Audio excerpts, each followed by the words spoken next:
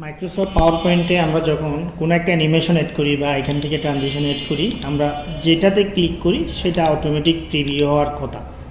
হঠাৎ করে এই প্রিভিউটা যদি আপনাকে না দেখায়, সেমভাবে যদি আপনার অ্যানিমেশনে প্রবলেমটা দেখায় যে আপনি একটা অ্যানিমেশন দিচ্ছেন, এখানে প্রিভিউটা দেখাচ্ছে না, এই যে এখানে অ্যানিমেশনের প্রিভিউটা দেখাচ্ছে না, তো এই প্রবলেমটা যদি ফেস করেন তাহলে ছোট্ট একটা সমাধান, এটা আমাদের একদম এই যে চোখের নাগালে, অথচ আমরা এটা দেখি না।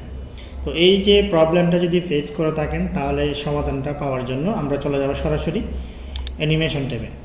ট্রানজিশনে গেলে হবে না, যেহেতু যদিও বা ট্রানজিশনে সেম প্রবলেমটা আছে, কিন্তু আমাদেরকে যেতে হবে অ্যানিমেশন ট্যাবে।